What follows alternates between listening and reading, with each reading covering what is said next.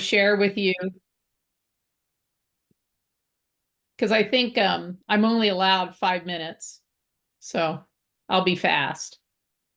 So I wanted to tell you a little bit about the purpose of the webinars, especially because there might be some new individuals for the state teams, and I want to welcome them to this meeting. Remember that Innovate Bio works as a networking entity.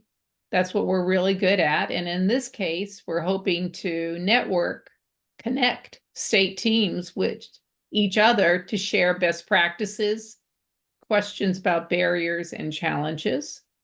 Now, at any time, if a state team wants to hold a state meeting or a regional meeting, we can help you write a conference proposal through ATE.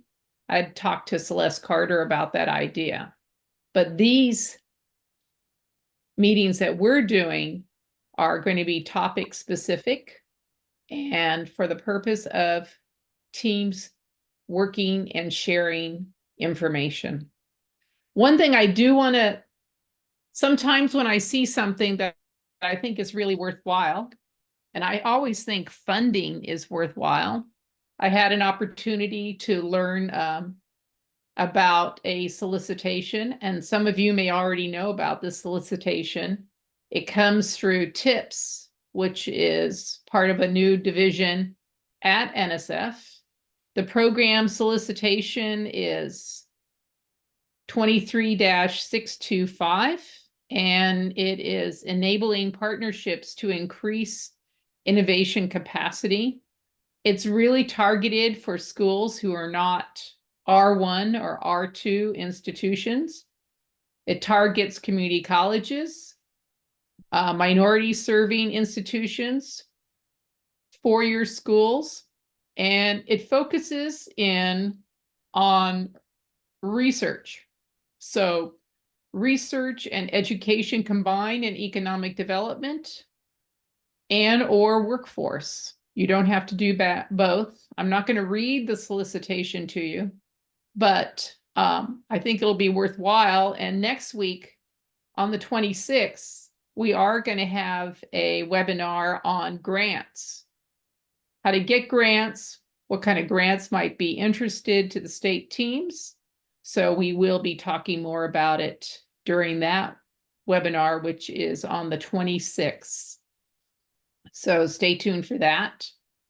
The ATE project talks are in February. I do believe that they've all been scheduled. If not, they'll finish off the scheduling. Dion and Sandy are working on that. And don't forget that after this webinar, we have 3 more that are topic specific. And now is, I don't know if Tammy Getz is in the audience. One thing I thought we would do is we would share information from different state teams. And I asked Tammy if she'd be willing to share some information on what they're doing in Utah. So Tammy, are you with us yet? Otherwise, we'll head off into the breakout rooms.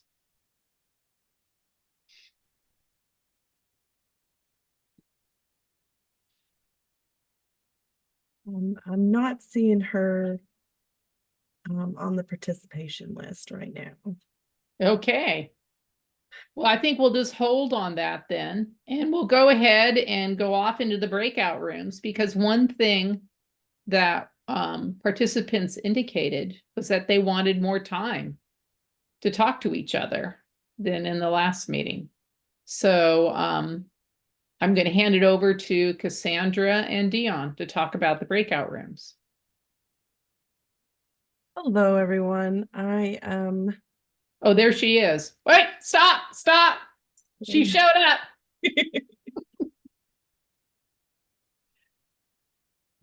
Hey. Hi, Tammy.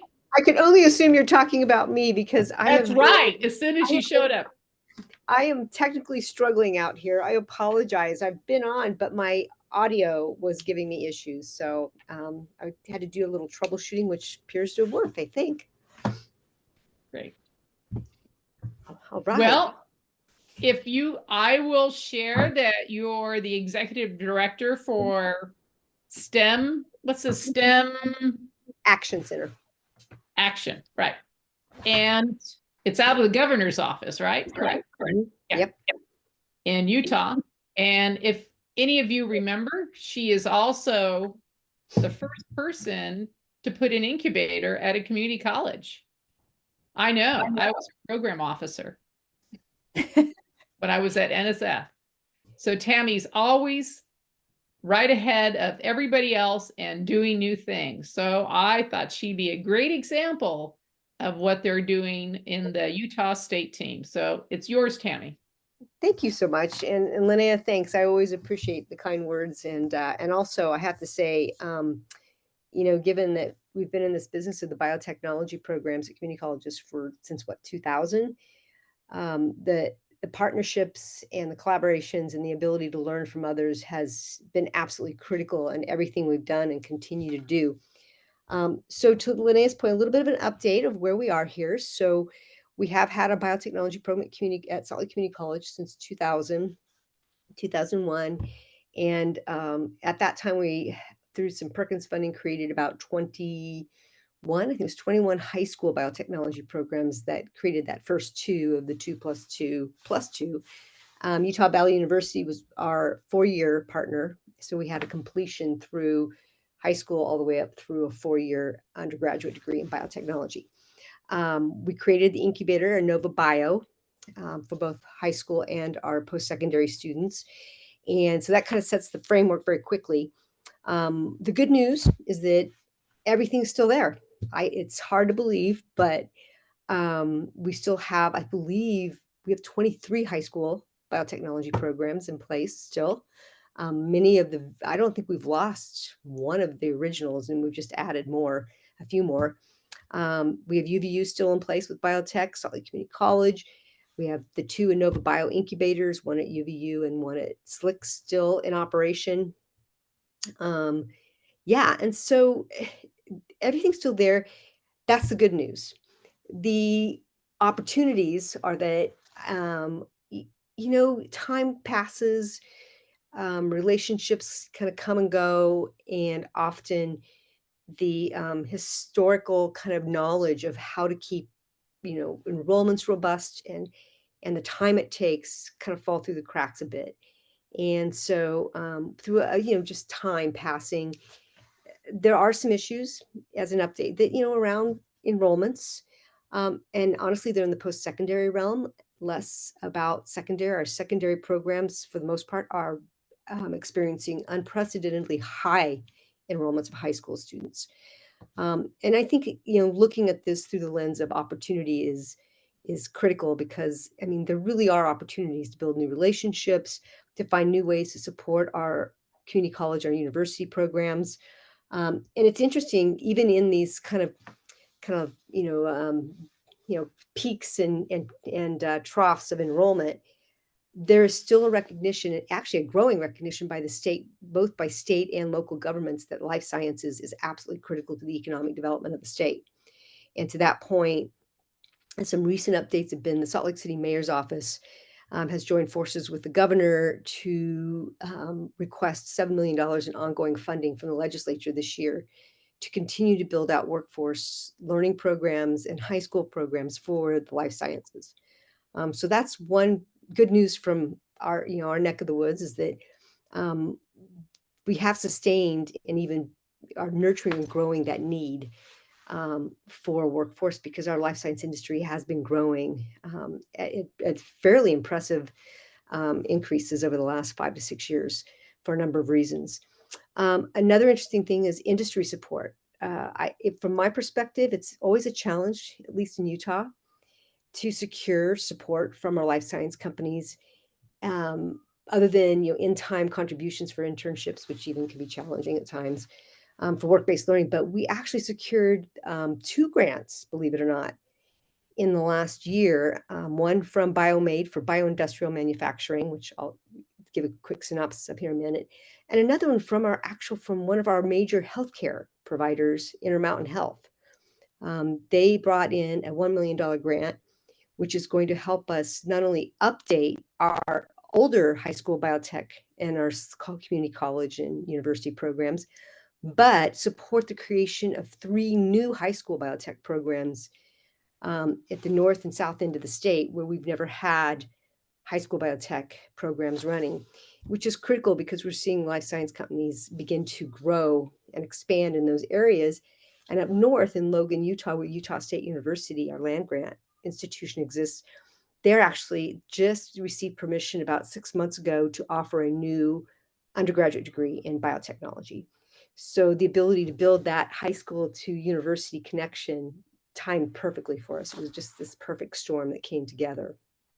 The other part of this perfect storm that's been brewing, and Linnea, you've been kind of a part of this conversation, is our biotechnology programs in Utah have traditionally focused on providing skills for students and content knowledge around pharmaceuticals and diagnostics in the medical arena.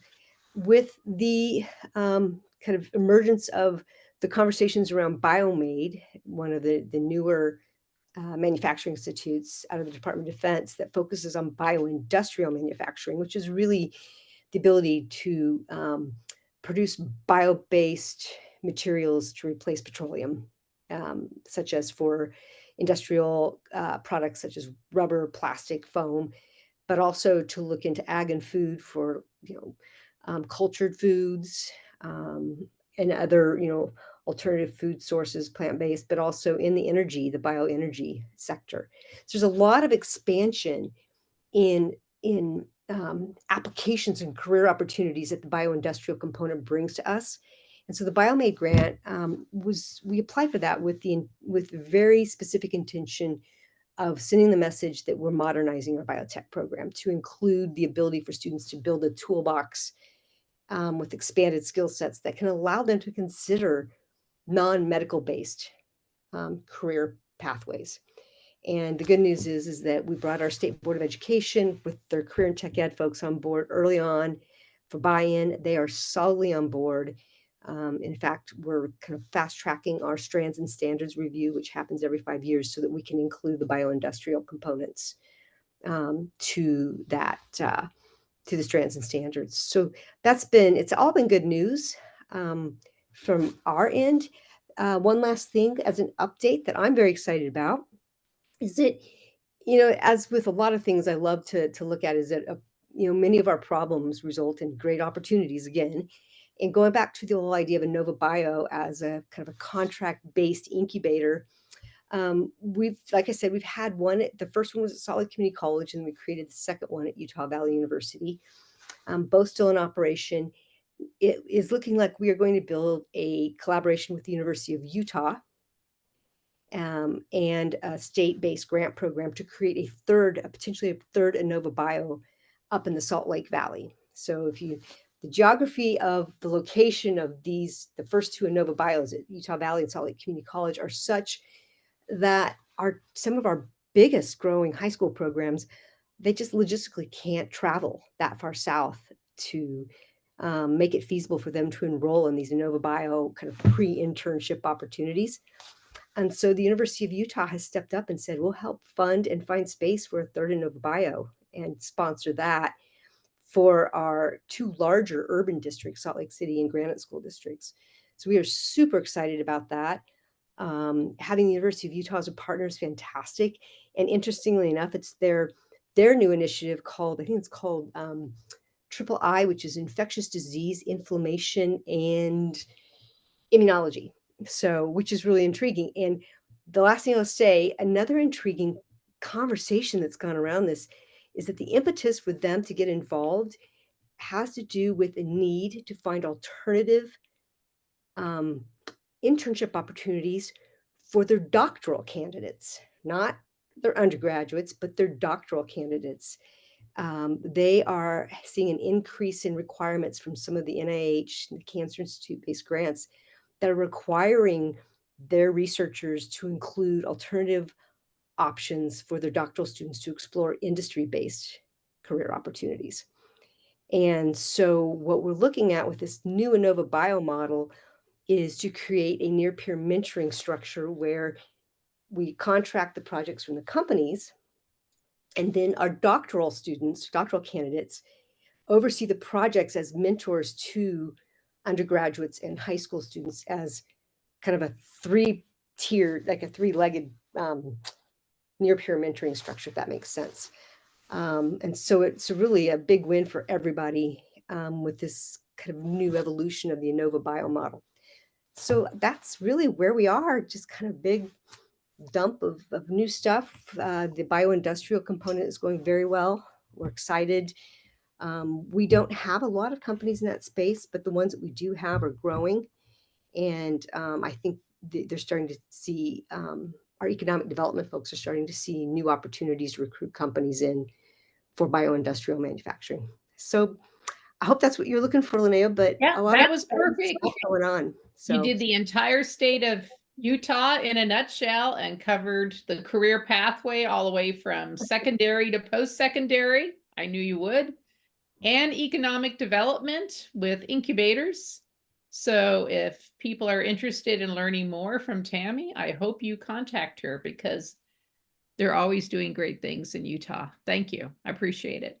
thanks. And I'd love for anybody, if you have any input, any insights, shared challenges that you're finding different solutions for those challenges, please let me know and reach out. We want to learn from others too. We don't have it all dialed in, but we certainly like to learn.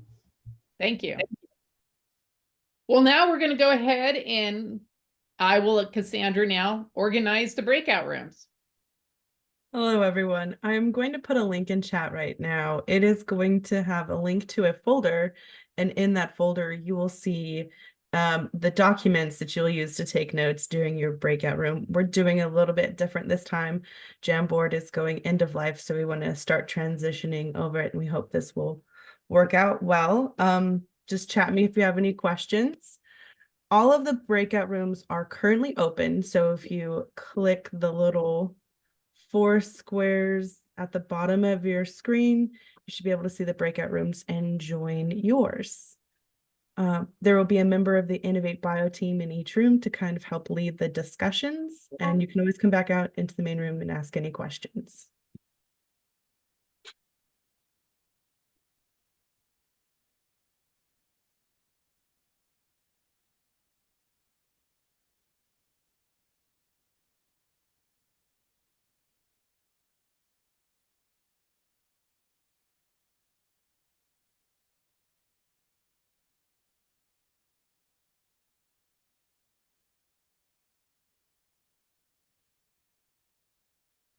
Dion, I'll leave you here, and I'm going to go from room to room to make sure we have the recording and stuff set up. Cassandra, I don't see the 4 squares. Okay. I don't either. The bottom don't of either. your screen, there might be like 3 dots that says more. It Uh-huh. could be in there. Oh, gotcha. Or is she not? Did we lose the lead of the meeting? Tammy, you look so serious. Thank you. We would like you to populate. We would like you to populate that table. If you didn't get to populate the Google Drive table on industry education partnerships. And I think at this point, we should have a little bit of a share out between the rooms. So I'm going to go, who should I go after first? Who'd like to volunteer? Southeast will go. Okay. Yeah, great. Julie, you chime in with me, okay? But we had great discussions with respect to how to interact with industry, and secondly, how to build work-based learning relationships. And so a lot of people have these relationships in place in the groups that we were talking to. But we did have somebody from Virginia, I think it was Heather, and she's having a little problem trying to get into certain companies and so forth. And Julie, do you want to expand on that a little bit? Because you took some notes. Yeah, I think, Heather, you were mentioning that the companies, their education requirements are associate's degree, and the students don't have their associate's degree yet. So they're not quite comfortable taking the students prior to getting the associate's degrees for internships. And then I know Amanda mentioned that we're seeing that change with some companies. They're starting to drop those education requirements or drop them down so that students can get on site and can participate. Yeah, thank you, Julie. And we also, you know, everybody, I think on our, I would say most of the people, if not everybody, has an advisory group. So we talked about that a little bit. We talked about how to engage, and we talked about the churn. One of the things that came up was a good practice on how to manage the churn. I think that was Cynthia. Cynthia, if you want to pop in. Sure. What we discuss is if we already have someone embedded that has finished apprenticeship programs or internship programs, to relay that to, as I say, if you have a site lead change, to relay that to the new site lead who may not carry the same philosophy or passion the previous site lead carried about apprenticeships or internships, so they understand it does work. And we thank you, Cynthia. One of the things that we found is, are internships paid, or work-based learning opportunities paid? And there's pressure at Foresight Tech. So I'm going to ask Cheryl just to pop in there and explain what is happening with respect to not being paid and paid. Cheryl, jump in, please.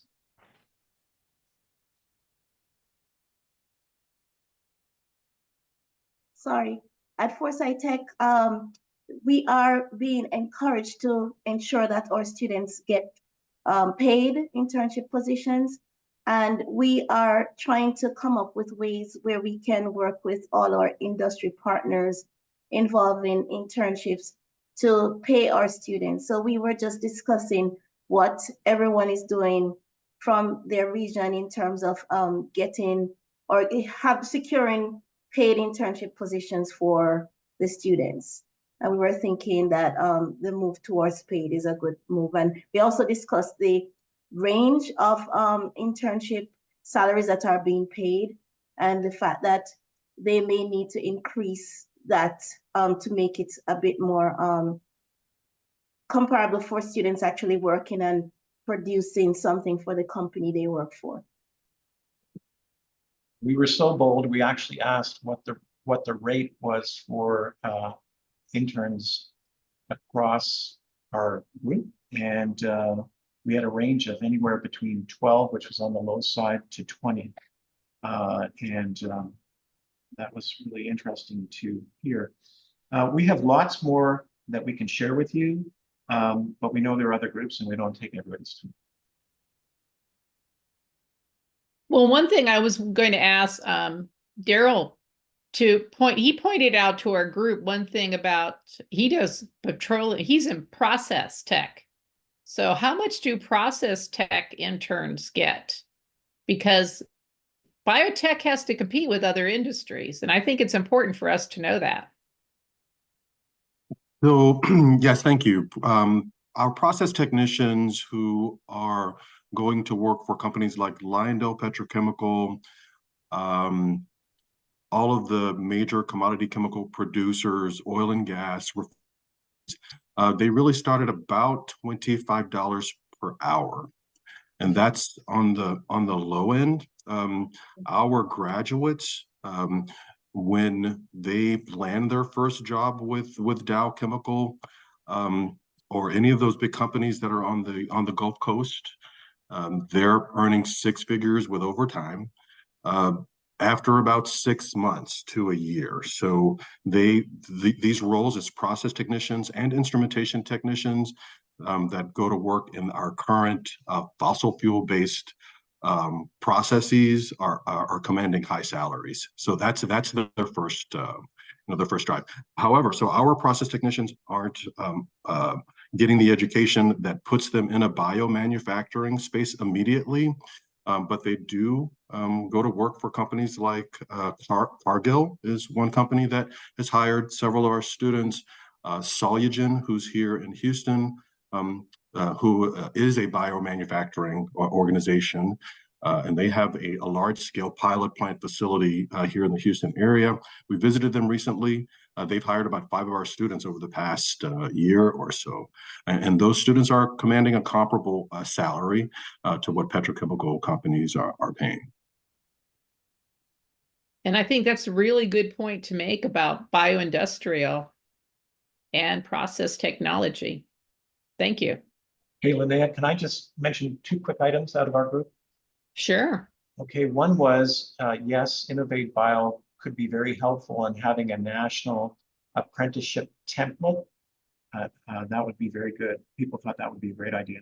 The other one, which would probably make Sandy very happy, if it doesn't already exist, is to have opportunities depot, like electronic depots. So like biotech careers maybe, where people can actually go and see where the opportunities might be available for summer, in particular for students, so that students might be in a position to intern in a big company in a different region or a small company, whatever. Does that make sense? Yeah, no, that's great. We'll take those suggestions and try to act on them. And it looks like I've got questions, hands up, Jim, and then Angela. So Jim. So yeah, this question actually is for Daryl. I was curious if some of those salaries are the result of those companies in that sector having challenges finding technicians, so they're actually bumping up the pay, or is that just something that would be natural for that industry to begin with? Yeah, quite honestly, it is natural for this industry. Starting roles for process technicians and instrumentation technicians are high-paying roles because they've been here for 75 plus years. We have one thing that I'd like to mention is in our programs, we have about 30 to 40% of our students are career changers. They're former educators, they're even former high school administrators who know someone who works for a company like Lyondell, so they decide that they're going to leave those roles. They come to us for a 2-year degree, and they're flipping into roles that's going to pay them 6 figures after a year or so. So that's one pool of potential worker that we should consider here is the career changers, those who want to get that additional certification. They may already have a bachelor's degree and interested in changing what they do for a living. Great, thank you. Angela. So that makes me wonder, Daryl, if it's a hazardous conditions situation too. As you know, many of the jobs in the petroleum sector come with the extra hazardous conditions. Absolutely. Hazardous pay is part of it because they're workers who work outside. They are working with large industrial manufacturing equipment. There's a high potential for bad things to happen, as we all have seen in the news. Here in Texas, things happen on an occasional basis, unfortunately. So yes, hazardous pay is a part of that makeup. They also are used to shift work. They work 3 days on during the day and then 4 days at night and then off so they have an odd schedule. They call it a DuPont schedule. Also, our students graduate and go to work offshore, where extracting oil and gas is part of the roles. I like to say that, so hopefully they'll eventually be working for roles where they're doing carbon sequestration and some of those offshore facilities as well. But yes, there's a lot of hazard associated with that. They have to helicopter out to those facilities. They're there for a month and then they're off for 2 weeks and then back for a month. So it's a lifestyle. I know that in biomanufacturing and some of the facilities that we're talking about here, that's a transition for some of these companies that needs workers who's going to work a shift type of schedule. So that's also the consideration. So it's a what's the word? It's a culture, right? It's a culture of a type of person that is willing to, climb ladders and outside. They're working in the heat. And then they go into the air conditioning, et cetera. they're not all, working in enclosed, air-conditioned environments. So that's a type of worker that we need to, consider in this Yeah, I space. think that fleshes out the pay differential. Yeah, and Considerably. actually, we can tell biomanufacturing many times your allergies will clear up because it's HEPA filtered. Yeah, exactly. Yeah, it doesn't get much cleaner or in climate controlled as well. So the Yeah. other, the reason I raised my hand though, someone had mentioned about the age problem with internships, and many of you may be working with dual enrollment students who are not of sufficient age to take on those internships. One really interesting fact that I learned this year that I did not know, if you have a registered apprenticeship program in your state, that is one of the only conditions under which you can waive the age requirement. And that's coming down from the federal level, and the states are adopting that as well. So a student can actually go to work within these manufacturing institutions at age 16 if they're doing so as part of a registered apprenticeship. It cannot be some apprenticeship you've cooked up with your local industry. It must be a registered apprenticeship. But if it meets all of the requirements of a registered apprenticeship, you can waive the age. Right. So Ying Su, I'm going to call on you, but you also represent a group. So you Yeah, wanna- so I'll just move on. I have Okay. questions about internships, but let's just move on. So I have the Midwest group, and we had a really interesting conversation. Although we filled out the 3 questions, we really talked about industry partnerships. So I wanted to call on Angela to sort of sum up what we learned in our room. So we talked about how you initiate those partnerships, and I know a lot of organizations struggle with that. And I think Tracy had a great idea, which is she utilizes field trips and tours of industry facilities as a way to engage and make those initial contacts. And then she builds on that. So that's a great way to introduce your students directly to industry professionals. And I've always found direct student contact to be really powerful. So I think that that's a great suggestion. We also talked about the fatigue that industry suffers under from being asked by so many different programs. Because a CTE program is receiving certain types of funding, and because that funding comes with a requirement that you have an industry advisory board, you end up with every program in the region reaching out to your industry partners, which then the industry partners are like, everybody's asking me. One of the things that we've done to resolve that here in Kansas is that we are going to initiate in 2024 a single industry advisory board, and we're doing it from the BUILT model. And I learned all about that from Russ Reed. So kudos to you, Russ. Thank you so much. But using a business and industry led team. So a BUILT industry advisory board where industry will convene and educators will join the meeting with the goal of listening and learning from industry as a product of that. And we will only meet once per semester, but it allows our CTE programs to check that box and have minutes from their industry advisory meeting while simultaneously structuring it so that industry doesn't get badgered with too much ask. Then from there, we talked about several other ways that we interact with our industry partners and dealing with industry advisory boards. And I don't want to take up too much time. Was there anything I missed, Ying Su, that you wanted to make sure? I know you had the notes, but they're not shared. Oh, okay. So the other thing is really having, someone talked about, I think it was Sheila, talked about having 2 tiered meetings, one for industry that is sort of thinking about contributing and engaging, and another meeting that is for ones that really want to engage and know that they can contribute in some way. The short meetings are, her meetings at 25 minutes. 25 minutes. 25 minutes. And this is an innovation that they don't have a lot of data yet, and she'll let us know at the end of the year how it goes. But the longer meetings are for ones that are really contributing. One thing that the group suggested was that not to dwell so much on soft skills, especially with young interns or young students, because it's something that you can learn while in work-based learning. And the other thing is to really focus a lot on technical and the needs of, the skills that are needed technically. Let's see.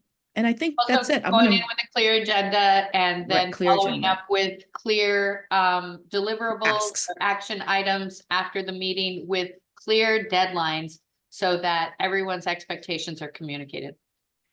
And asks, so. Yeah. Oh, yeah. And don't be afraid to ask for stuff. Tracy asks her industry partners for stuff. And when she goes on her visits, she makes sure and pays attention to what stuff they have so she knows what to ask for. And guess what? They say yes all the time. And that's fantastic. I thought that was great advice, Tracy. Great. So, Thanks. yeah, let's move on because we know we have 2 more rooms. I know, I think we only, Daryl, we'll get back to you guys, but I know next group. Well, Jim, you're like the next group, right? Okay. That's why I had my hand up. Okay. I wanted to go next because I want to squeeze this in. And Christy, I'm going to put you on the spot. I hope you're okay. So Christy's at the Wistar Institute, and we got on a long discussion about apprenticeships and challenges that I've had in New York. A couple of other people have described that issue, but Christy was talking about a pre-apprenticeship program that she runs that's sort of connected to industry. And I wanted to give her a chance to describe that to the larger group because I think there'll be some interest as a whole. So if, Christy, if you don't mind if I throw you on the spot. No problem, Jim. So Okay. again, I'm Christy Shooter McGuire. I'm from the Wistar Institute in Philadelphia, and we had a longstanding biomedical technician training program in partnership with the Community College of Philadelphia, that's been running since 2000. But in 2017, we worked with some people in the Department of Labor and Industry in the state of Pennsylvania, and we registered a biomedical research technician apprenticeship, and we registered it with Wistar as the sponsor, but as a group apprenticeship program. So for that, you need 3 different employers to register as a group, but then you can add employers once the registration's taken place. But since 2018, we've really only had 12 apprentices, and they have mainly been at Wistar or one other small biotech company that we've been working with and sending students, for internships, for over 10 years. And so, it's been a challenge to get, companies to, not only follow through to complete the paperwork to be added as an employer, but also, there's paperwork associated with registering each apprentice. But in Pennsylvania, we have pre-apprenticeships. So registering an apprenticeship allowed us to go back and make the original biomedical technician training program a pre-apprenticeship. And really, like, as we all know, right, that's what employers want, right? So they want the people that they hire, the employees, to have this minimum skill level. They all know that they're going to have to do on-the-job training, right? And so, if you have a pre-apprenticeship that can provide that, it's kind of helping things. But I think at some point we're going to get some pushback from the state about our conversion rate, because we've expanded. We have not just our original biomedical technician training program for community college students, but we're using the pre-apprenticeship with students from 4-year colleges and universities, as well as cohorts of un and underemployed adults for workforce development. But we're not converting those pre-apprentices to apprentices, although for us, right, the success rate is just that they're getting a full-time position. But I definitely think this is something that needs to be addressed, and I think the Federal Department of Labor is working on it, although they might make the problem worse before they make it better. For those of you that are connected, there is proposed rulemaking changes, over 700 pages, for the federal law that dictates how apprenticeships work. That's causing a lot of Send us a link. Oh, sure. And then I tried to print it out, and so far have jammed 2 printers with it. But there's lots of lots of language that I think is going to have mixed effects, right? But one of the things is that the apprenticeship system works differently at each state. I know that can be problematic. I'm not trying to cut you off, but I know Nope. Sandy and Terry have to share because we're supposed to end at 1, so Terry Yep. can go after a meeting. So Terry's first. Where are you, Terry? Or okay, You're muted, Terry. you're muted. Got it. Thank you. Sorry. So for California, I thought, and we can do this, a lot of really good things have come out about the partnerships. Some of it has been challenging for professors that have, industry will come to advisory board meetings, but not necessarily really reach out that extra step to link for internships and such. But I actually would like to share from one of our industry partners that's here, and that's Emily Purchase, because Emily was talking about with our group a bit about the relationships coming from the industry side and what are some of the things to do to improve that. So Emily, I hope you don't mind, I'm putting you on the spot. If you're still here. I am, and you are putting me on the spot there, Terry. So, I kind of talked about some historical things as far as like in industry. Actually, Terry, what did you are? Well, you were talking about kind of increasing the flexibility from the. Oh, sorry. Yeah. side. Sorry. We had a couple different conversations. So, Right. I think, I have worked in industry for about 23 years, and I was sharing with Terry and our group that, I worked for J&J for a time, and we had warning letters, and anything that went outside of our building that had our letterhead on it had to go through legal approval. So as far as flexibility, I think pre-establishing those kind of programs and getting pre-approval on what we can and what we cannot do from an industry perspective, I think will really empower a lot of people and individuals who have family members, who have, people that they know in their community that are in programs like this. Also, I think I also shared that with the company that I'm working for now, with a consulting firm, that we have, digital twins. That what that means is they've gone through and kind of like an AI or augmented reality. You have a facility in your vision or your goggles. That's also how they train individuals now in industry, not just students. So just having, just thinking outside of the box on opportunities to get people to have those opportunities. And like I mentioned before, you can take it when you have a digital twin, you can take that manufacturing facility anywhere, right? You can take it to a classroom, you can take it to take it to a conference room. Yeah.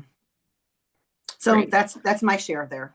Great, thanks. And we got like 6 minutes. I hope the Texas group is going to growl at me, but we won't be able to share everything from Texas. But Sandy, from your group, is Sandy still here? Yeah, I'm still here. Okay. We realized our 3 states have a lot in common. Washington, Utah, and Oregon, each state only has one biotech program. Wow. Although Utah has a lot of high school programs, as does Washington.